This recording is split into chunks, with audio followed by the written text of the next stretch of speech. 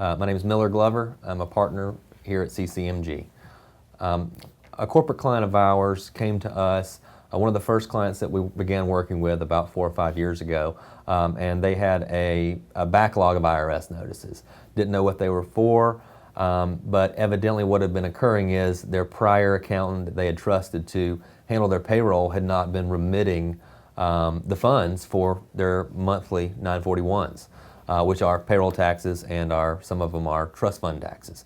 What trust fund taxes means, that's the employee portion of taxes that a business has withheld who has a fiduciary responsibility to remit to the government.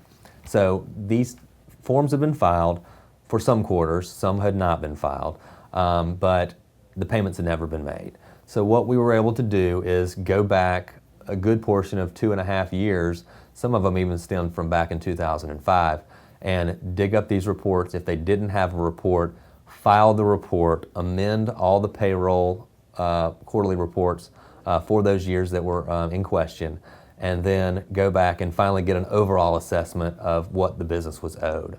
What the business owed to the government. So that total ended up being around $480,000 just for payroll taxes.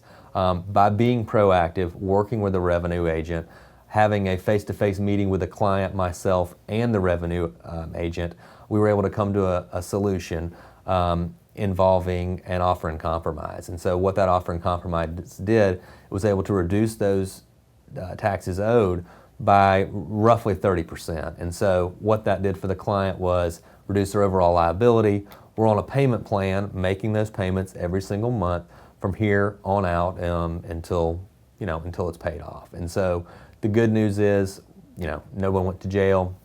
From a trust fund standpoint, they can assess the individual taxpayer as well as the business. And so that's why these are so important, that if you have past due payroll taxes, they should be addressed immediately, because ultimately there's always a solution somewhere in there.